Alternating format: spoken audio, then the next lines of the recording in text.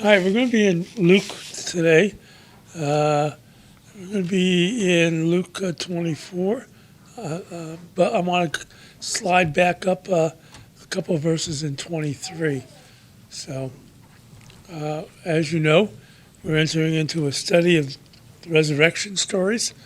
The reason I've chosen the resurrection stories is because, namely, we don't really study them in any depth. We may discuss them during Easter, or during that period of time. But we really don't really stop and take a look. And these stories are important for a variety of reasons. Number one, Jesus may, in fact, do a lot of things randomly, maybe seen that way throughout the Gospels. He's at someone's house for dinner, or he's passing by, or he might meet somebody, or somebody may come up and get him. And so the resurrection stories are different because the resurrection stories are directed toward believers, his disciples, those who have chosen to follow him. And what's interesting about the resurrection stories is that it deals with the emotional side of life. As you know, the disciples have all come into Jerusalem to witness the coming of the kingdom, Jesus being crowned king, anointed king, and that has all disappeared because of the crucifixion. And so what you have here in these resurrection stories are people who are facing weakness, disbelief, facing emotional issues, loss of a loved one. So there's a lot of emotional issues going on. And it really teaches us that Jesus is just concerned about our emotional issues as he is about the physical issues or our religious issues. So you can see some people having despair, see disciples turning around, going back home, thinking it's all over. And so it's a really down period of time in their life. And that's when Jesus appears. And that really teaches me something about who Jesus is and about who we are. Jesus is much more than just some religious figure or figure in history. He's someone who really cares about us. Now, I want to going to be looking at Luke and his resurrection stories. As we saw last week, Mark only had one resurrection story, and that was the women going to the tomb, finding it empty. Luke's going to give us a couple more stories. Matthew will give us a couple more stories. And John will give us a few stories here. Now, understanding that Mark was the first gospel to write, be written and passed around. And so a lot of what you're going to find in Matthew and in Luke are stories that are bouncing either off of Mark or explaining those stories or giving you a little bit more information. So whenever I look at these stories, I like to compare them and see what's so different about them. And that's because they're coming from a different angle. Mark is coming from the angle of wanting you to believe that Jesus is the Christ and the Son of God. So his gospel is really about building faith. Luke's gospel, as you remember, is about a correct understanding of the things that had been accomplished in their time. And so Luke is looking at stories that tend to look at the development and the beginning of the kingdom of God on heaven through Jesus Christ. So he's going to add that to that. So when you look at the differences between Luke and Mark, you want to look at the ideas. Why is Luke adding this? What purpose does it serve the story to his understanding of what has been accomplished? Now, going back into 23, into the crucifixion of Jesus, there's a couple of things that Luke changes. Of course, he has the conversation with the thieves on the cross. He says to one of them, "Truly I say to you, today you will be with me in paradise." As you look at that, what's the purpose of him saying that? Why does Luke add this to the story? Well, most likely because he's talking about the establishment of the kingdom. All right? And so his death is an accomplishment of that, not a defeat. It is seen as a victory in Luke. And then he dies. The centurion says something. He says, okay, another thing that Jesus says in 46, Father, into your hands I commit my spirit.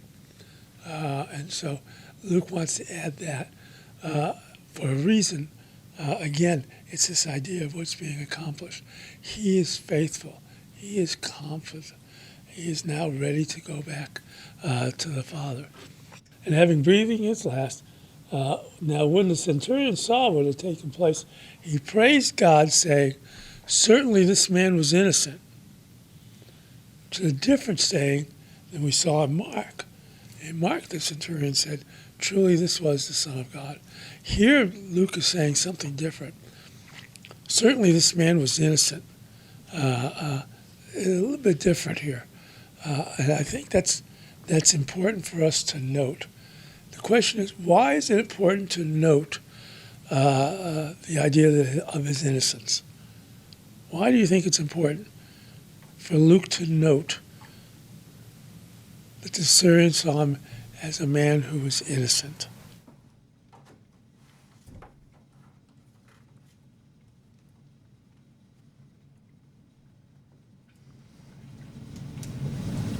Well, maybe nothing more than, I shouldn't put it that way, possibly part of that was, centurion, in this, I believe in this case, he was an individual of authority, a military man. And so, not always, but typically, you look at somebody in the military and in that elevation, that they know what they're saying. Is that a good expression? Maybe not, but so when you got maybe somebody that's standing on the periphery and they hear this individual saying, surely this was a righteous man. And that says a lot there, because you also could say, hey, we crucified this person is wrong. But they didn't know that, and he didn't know it. But there's some authority, there's some weight there. And that's just one aspect of it, I'm sure. But and it was enough. It was enough for that to be recorded here. So it was an important thing to add. I mean, what difference does it make, 2,000 plus years later to us to see that? Well, it still has credibility there. Yes, it does. Very, very, very good. Yes, the thing is innocence. Remember, he was convicted of insurrection. He was convicted of being a different kingdom. He was convicted of claiming to be king of the Jews. And so this idea of being innocent brings us to a very important question, and that has to do with the faithfulness of Jesus. That he was faithful even unto death. That his faithfulness was seen. And so Luke, I think, adds this to make us understand that his accomplishment was not to be king of the Jews in Jerusalem, but another thing, in the kingdom of God, and what that means to us. So Luke puts these things in, little things in to let us understand what is being accomplished. He is the innocent. He was not one claiming to have power to overcome the Romans. And what's interesting is that it was a Roman who gave this indication, his enemy, the ones who were executing him. And so it's interesting to see the shift here, as we saw in Mark, the shift between those who opposed Jesus and ridiculed him and those Roman soldiers who acknowledged who he was. And so you see the same thing here in Luke. But really,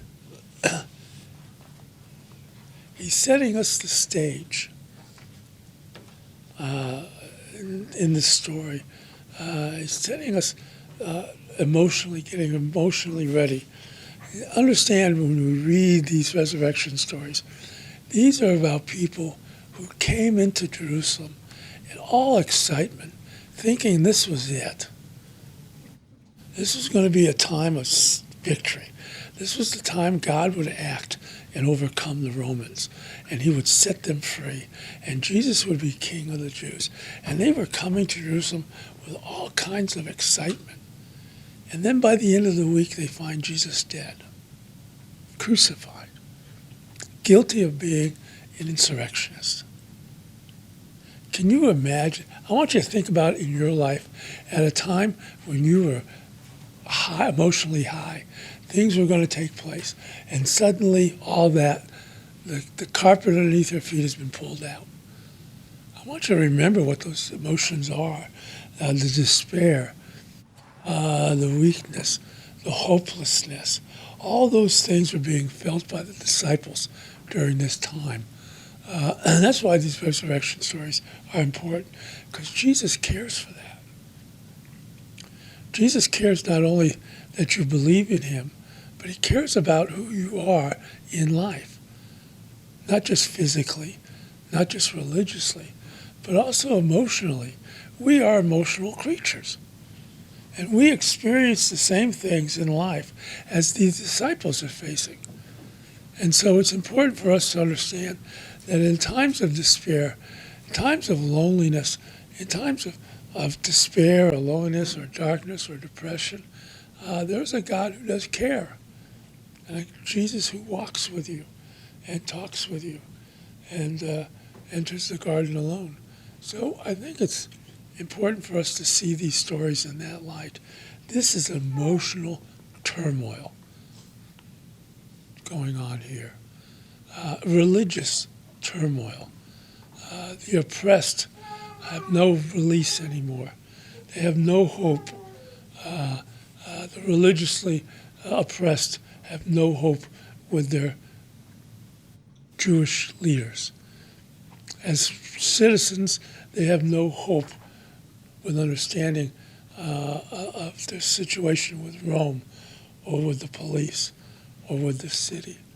And most importantly, in times of these time emotional issues, we may ask consciously or subconsciously, where is God in all this?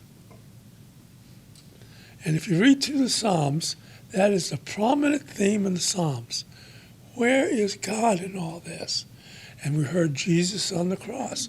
My God, why hast thou forsaken me? He felt that. All right? Don't blow this off. This question is important because there are many people who face this issue.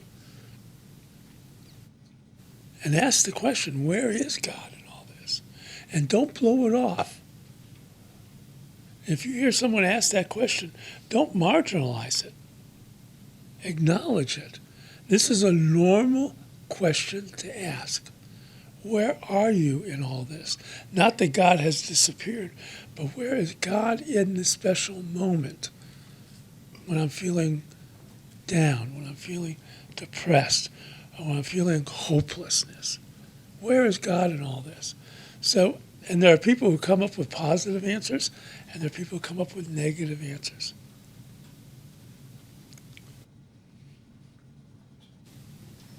While you were saying that, I was thinking, I bet the way in which Jesus died and his speech was, the way he spoke was so different from all those criminals who were crucified. They were probably all cursing the crowd, cursing God. I mean, obviously a huge difference in the way they died.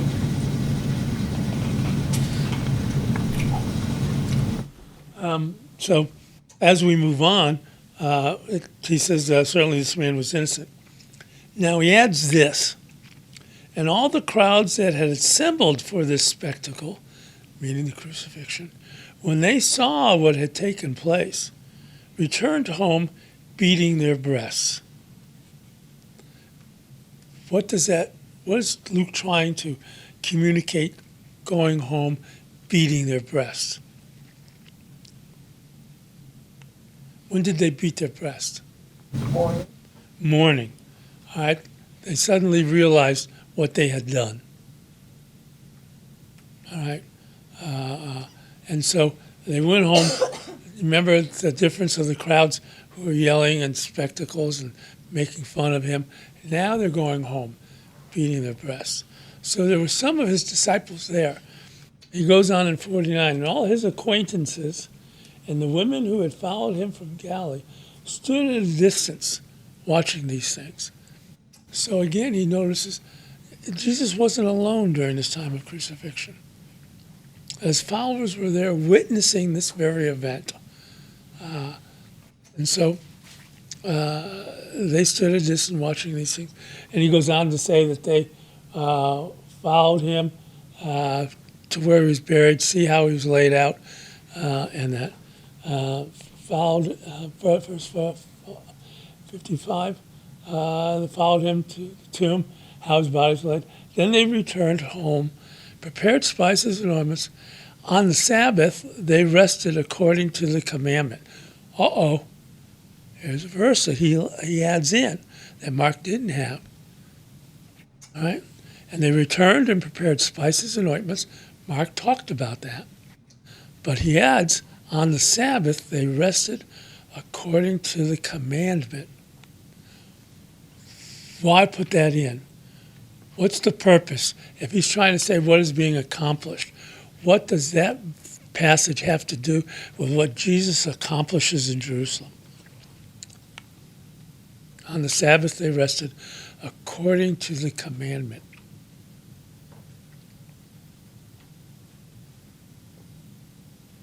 Commandment would have been from the old law and not the new. So they were still faithful. They were faithful. The followers were still faithful, which I think is interesting. If Luke is writing Luke is writing at a time when the church is facing the struggle between Jewish Christians and Gentile Christians. And a lot of the Gentiles were saying, well, if Jesus was the king of the Jews, why did the Jews kill him? All right? Here he's showing that the followers of Jesus were faithful to God, to his commandments. And that relates back to Jesus being faithful and us being faithful in terms of when we are facing struggles in our lives. All right? Understanding that we are faithful. We don't give up. We continue to do the things that we need to do, especially in following the commandments. So Luke places this in a very important place to show and to bring his people, the stories back to their faithfulness to God, understanding that the commandments were from God. All right? Go ahead. I was just thinking, relating to several things that have been said here. I know J.B. brought up kind of the disaster and the harm there what's happened. And you mentioned about several natural disasters and what's happened, and we see that on the news, and we see the reaction of people. And you mentioned Luke is trying to appeal to more of our emotional state with all these stories. And I got to thinking, well, that's no different than how things are today.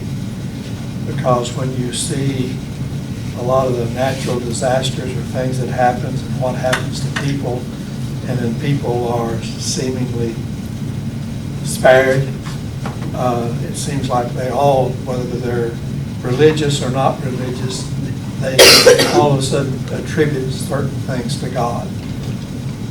Thankful, oh, this was a miracle that I'm still alive, or this was a miracle that still happened.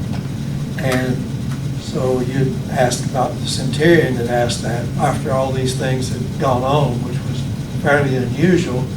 The centurion said, oh, this, we wouldn't say this is a miracle, but he said, surely, you know, what we crucified him for was the fact. That's why this is going to happen. So the idea is that mankind in general, whether they believe in Jesus or not, when something happens in their life that they can't explain, they're going to naturally turn to that concept that there is a God and those instructions there. Whereas on the other hand, the people that accepted Jesus and are following him, they're not quite as brave as what's going on, but they're not running off and being scared either. They're standing kind of in the background, so, okay, let's see what's going to happen. We're still with you, but we don't know exactly how this is going to turn out. But we're still, standing back. But they're not amazed. They don't seem to have the same amazement of what's going on. The visceral reactions like those that maybe, like the thieves or those that the centurion that didn't. And I think that's in that part of our nature today, that we're not as confident in expressing our belief in God or miracles until something happens that's maybe favorable to our condition that we can't explain, then we express that very vocally. And I think that's still characteristic of mankind today. And I think that's probably characteristic of me. I still believe in miracles, but I'm like followers of Jesus. I'm standing back and not declaring that. I'm just waiting to see what's going to happen. And I think that's kind of typical of what goes on today, is what went on there. I rambled enough. That's okay. That's good. You have a good ramble. I think that's important, especially in terms of how they witnessed Jesus' death and how he was portrayed in that, being a faithful king unto death, which makes him the perfect advocate for us, the perfect king for us, the one who will take our concerns to God, the ones that God will answer those prayers. I think that's important. I think in our lifetime, going back to this idea of how we proclaim Jesus, I think in our lifetime, people outside of the church see us through a different lens of who we really are. And they see us in ways that have been proclaimed by the church. It's bigotry, it's xenophobia, all these things have been expressed in such a way that it begins to exclude people, or people think they are excluded from the grace of God.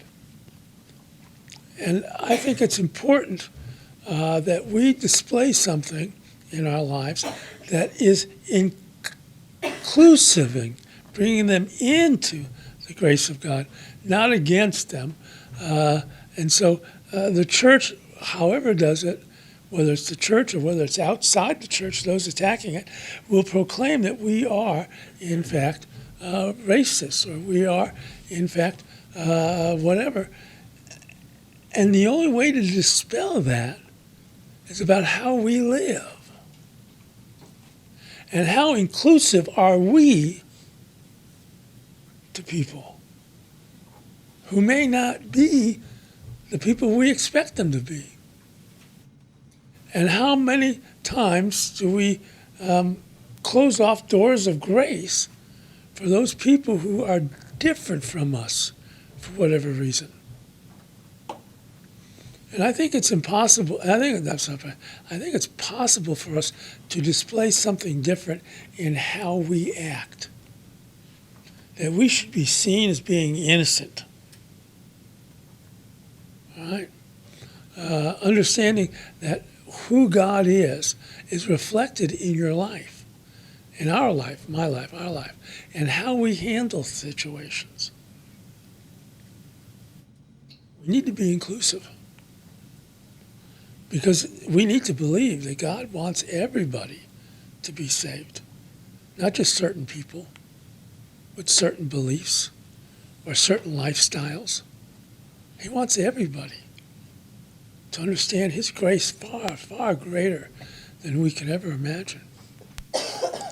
And so we need to understand that just as Jesus is seen as innocent, we need to be seen as innocent, not in the way of perfection, but in how we deal with people and what comes out of our mouth and what comes out of our faith. What are we proclaiming? I've always said that we should have the image of that father on top of the hill waiting for the prodigal son to return, and then killing the fatted calf when they come. That's the image the church should have. That's the image we should proceed to give. And that's why I think the important thing is volunteering to open up the doors, or to welcome people in, or to go to talk to somebody that you know is different, or whatever it is. Every person on this earth should know that he or she has access to the love of God. And nobody should stand in that way. No one. And I know that I have in time past, and I still do work with that. So I know it's a struggle, but this idea of being innocent is so important in our lives.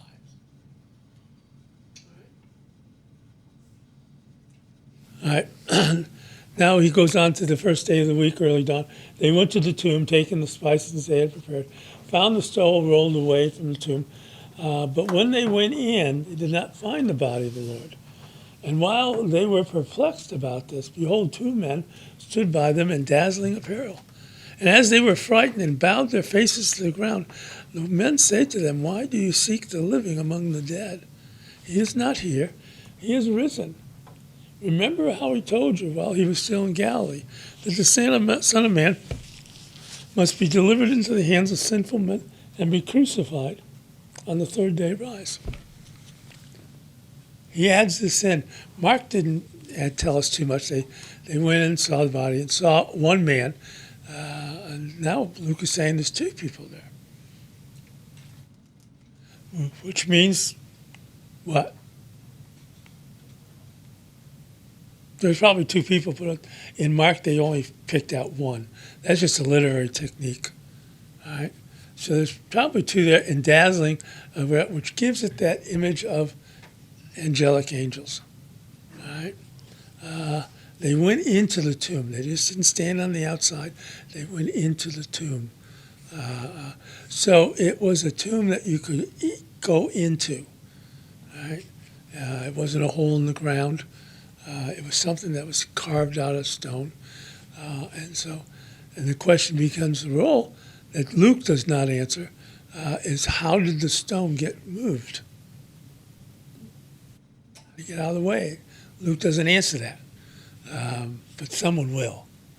Okay, another story will. But he adds this in for a reason. And now he names the women, verse 10. Oh, I'm sorry, go ahead. It's interesting. There's nothing really stated other than what there is in the letters in a sentence, but these two angels, here you have these two angels, and yet there are two men. And so somewhere in the God's angelic world, he has selected, all right, you and you, special. This is your role. This is what you're going to do. And then it's just fascinating to think that they can take on an appearance of a human body, because they call them men here. And for that occasion, I think, well, what did they boogie off to afterwards? How do you get? Somebody might say, well, look, I see this man. Well, whoa, wait, whoa, he disappeared, gone. There's a lot of little implications of little things on there, but it's just a little sliver put in there. I think, man, what an unusual world that we can only see what we can touch or smell or hear or whatever move. But that's a special deal. I think you're right. There's a story of a friend of mine up in Wisconsin who was a minister up there. He was a great guy, lovely guy. He talks about the time his wife went into the hospital with a very serious illness. And she would get sick. And every time she would get sick, this male nurse would come in, hold her hair back while she threw up, cleaned up her face, cleaned up everything. And so after a couple weeks of this, she finally was released. And she wanted to go to the nurse's station to thank this guy. They don't have a male nurse.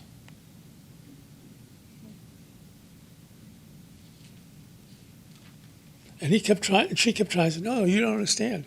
He came in every time I was sick. And you hear these stories. It's something that we don't experience or we don't see. We don't know how God ministers to us in many ways. We see angels ministering to Jesus, and we hear stories like this, and this guy was credible. I mean, he was no nutcase. He was credible, and he talks about that story.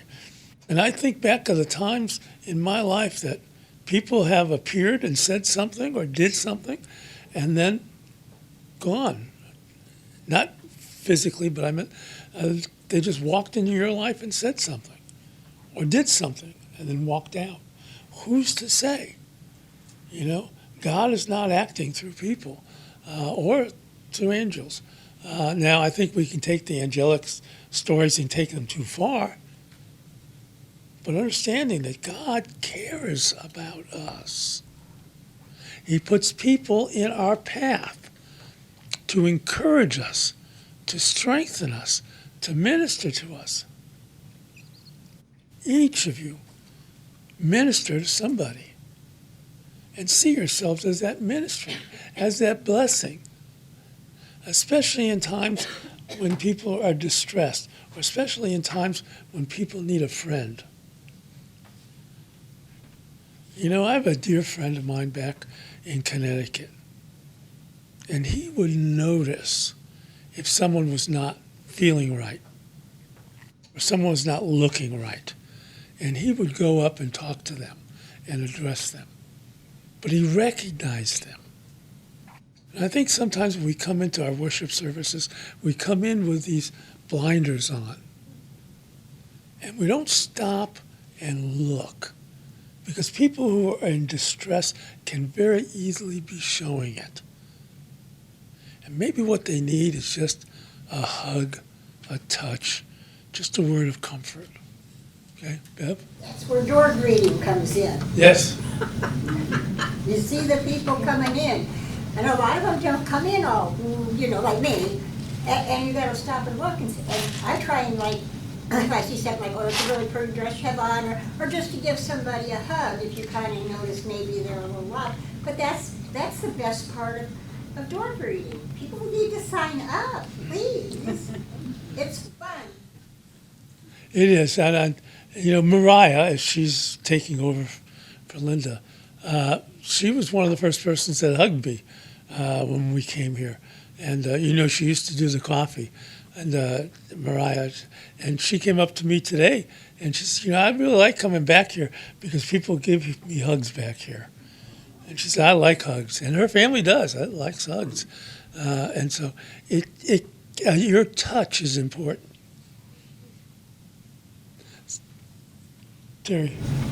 I got to put a plug in here for my wife. Oh, yes. You can embarrass her all you want. Oftentimes, we come back from class after worship services and Sue's not around. And I think, well, where is she now? Well, but she'll see somebody. She has this she can look at somebody, it seems to me anyway, and say, they've got something's bothering them. She said that to me. And so she'll have spent that time talking with them, in the foyer or in the auditorium, and she just has this ability to do. Maybe it's because of her 45 years of nursing background. I don't know, but But she does, she really, There's she has no- this innate ability to pick up on things that just go right over the top of my head. I'm not gonna downplay what you do, but it's the same thing. You're like me, you don't just see people, you really look at them.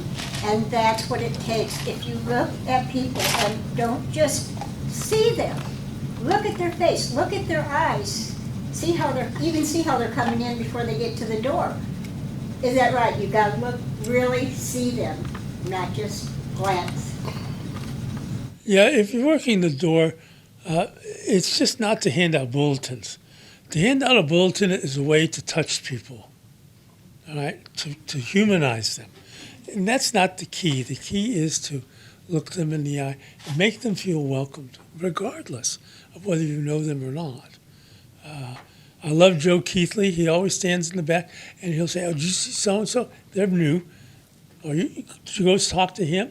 Or did you go talk to her?" You know, and he tells me something about these people that he just learned. You know, I learned that, and I know that many of you guys do the same thing. Continue to do that. Understand Sunday morning is a day of ministry. Not just, we're not an audience. All right? We're not there to be entertained. We're there to minister to one another. As I used to call them, pew warmers. Yeah, pew warmers. You know, that's important. And that's why I think hospitality is the biggest and most important element in choosing your religious leaders.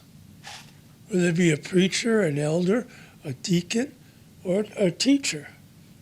That's very important for them to be hospitable, because that's what God created us to be.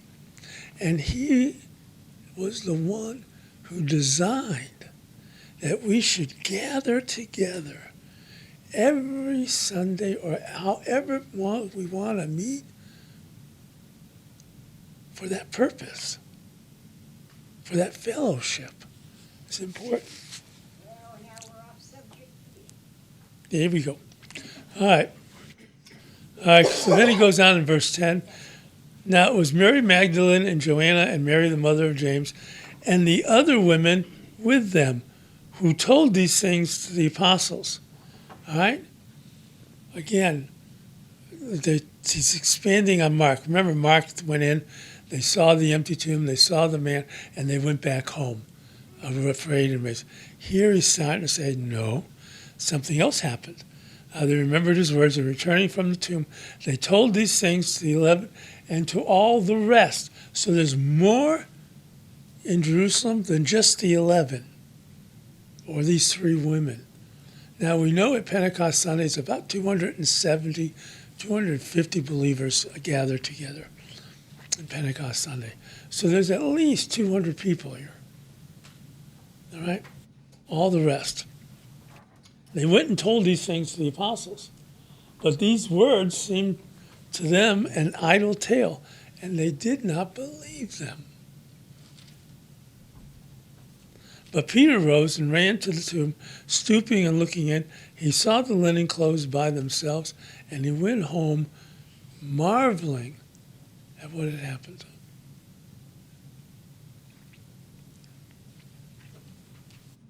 So even the disciples, you know what I find interesting is that the disciples didn't remember what Jesus said about raising from the dead. But who did remember?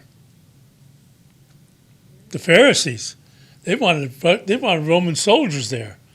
Because they thought, yeah, we remember raising from the dead. So they're going to steal the body. Right? The disciples, didn't understand this. And that's because it was not natural for them.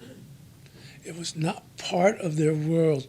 They were living under the radar of something else. You don't do that. When you're dead, you're dead. And when you're dead for 3 days, you're dead. All right? So this idea of being raised from the dead was something that was very new to them. Terry? Well, it's interesting, and it really doesn't say this, It said, Peter, bending over, he saw the strips of linen lying by themselves. And, you know, Jesus, being both spirit and physical, and either or,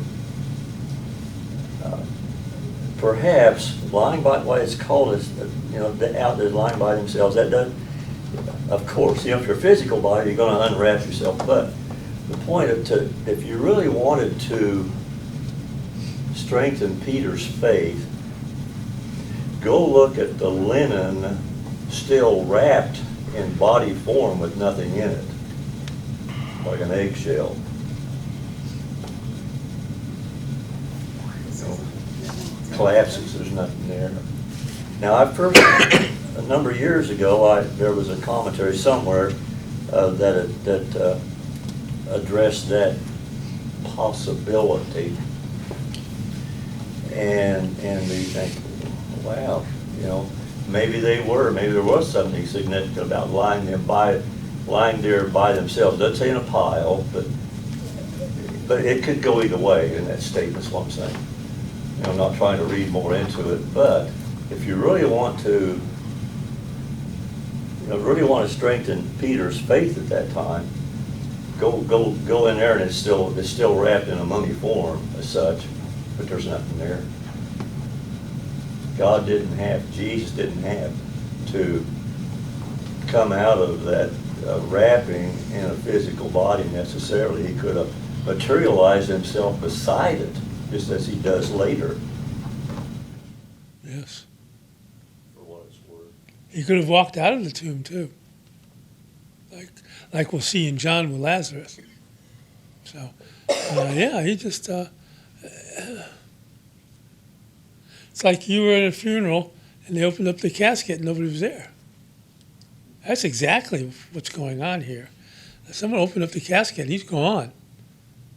You know, and so you begin to see how this is new. You know, 2,000 years later, we're used to the story. They didn't have a story to be used to. This was brand new to them. And so Peter went back marveling at what happened. And I kind of like Peter. He's a lot like me. He likes to look at things internally. He's got to sort these things out. I mean, he's seeing something that's not really in his natural world. What's going on here? What's happening? And notice why Luke is putting this in. All right? He's setting us up. All right?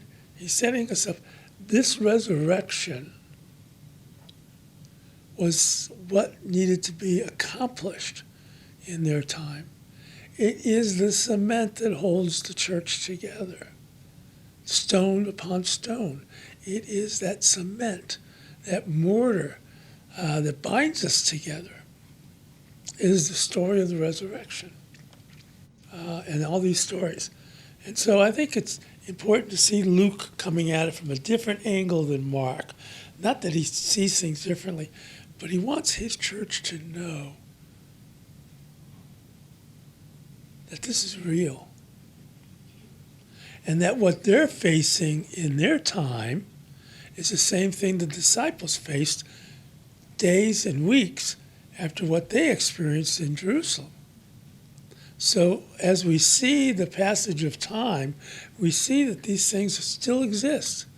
This sense of hopelessness, this sense of pain, this sense of fear, this sense of wonder. And these things still exist with us today. And I think that's what's important about these stories in the resurrection, is that very fact, that God is real, that Jesus stands next to you. Even when you're doing things you shouldn't do, Jesus is standing right there and you're doing it in his presence. He's not turning his back. He's not walking out the door. He is constantly with you, facing the issues you face, ministering to you as best as he can. The time has come to say goodbye to all my friends and family. But let's have a few more minutes if you want to say anything or make any comments or thought about this. I'll give you about 2 or 3 minutes, Bev. A lot of writers of these books, I think a lot of them wrote, like Luke was what? What was Luke in real life? Physician. Physician. So he writes more detailed, I think, or more, like you say, looking in and I think that goes for a lot of the writers in the Bible. Their previous manner of employment or where their mind works is how I think that they've written their parts of this. I think you're right. I think that's part of what we call inspiration. You know, some people think that inspiration is just God gives them the words and they write it down. I don't think so. I think they're inspired by the acts of God and talk about it in their words through their eyes. And the inspiration is just not in the writing, but in the collection and the gathering and the additions to it are all inspiration. And so that's important for us to note. And what makes them so special is because they deal with real human conditions. These are not pies in the sky. These are not hopes unfounded. These are people who are struggling in life. And I love the Psalms because they talk about that. 90% of the Psalms have an enemy in it. An enemy is more than just a person. It could be a health issue, or a financial issue, or a relational issue. Those are issues we face. That's why I like the Psalms so much, because they deal with those emotional issues. When I'm ever distraught, I go straight to the Psalms, and it's amazing how I just read one Psalm and I go, oh yeah, I needed to hear that or see that. So God does care about us, and we never face life alone. Never face life alone. And that's about what faithfulness is. But there are times like Peter, we have to work things out because it's just not natural. And there are times we need just to stop and reflect on what this means in our life. Any other thoughts or comments about this story? Okay, we'll pick up with one of my favorites, anyways, is the story about the road to Emmaus, which is one of my favorite stories in there, because he's going to deal a lot with the emotional issues.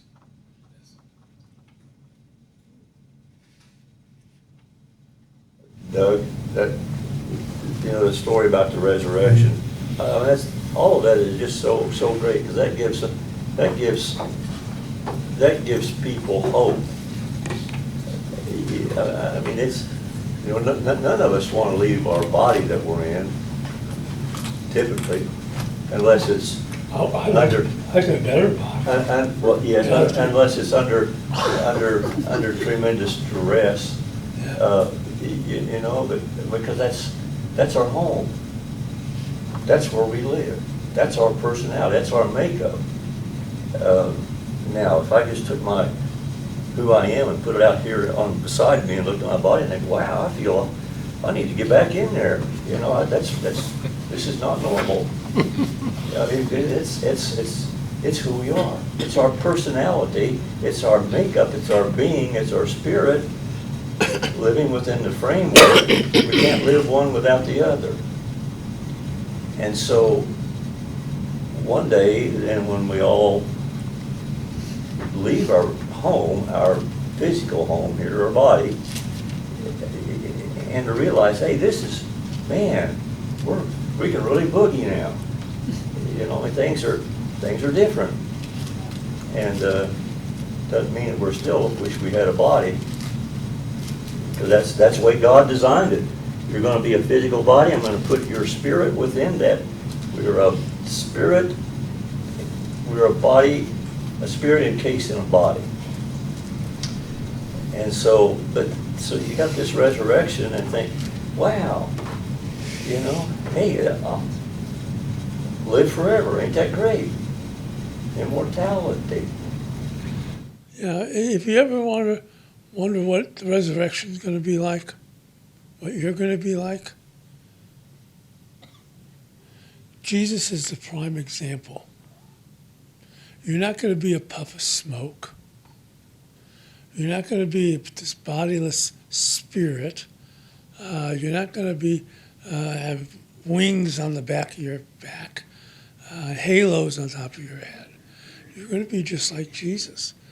Now, when we get to John and the story of Lazarus, there's a difference between a Lazarus coming back to life and Jesus coming back to life. And notice the differences. So we're going to have a body.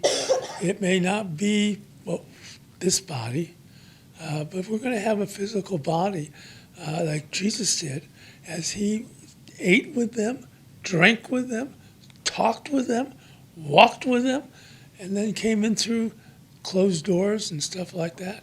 So in heaven, there's not going to be any privacy because somebody can walk right in on you. No, I'm just teasing. But this idea of seeing Jesus in the resurrected form is important for us so that we know or can have a hope of what life is going to be like. That's why I think God is going to recreate the garden, and it's going to be perfect.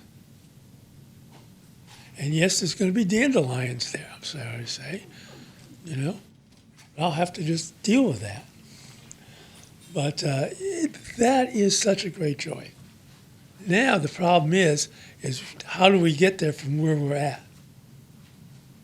How do we get there from where we're at to the point of the resurrection? You know, that's the world we live in.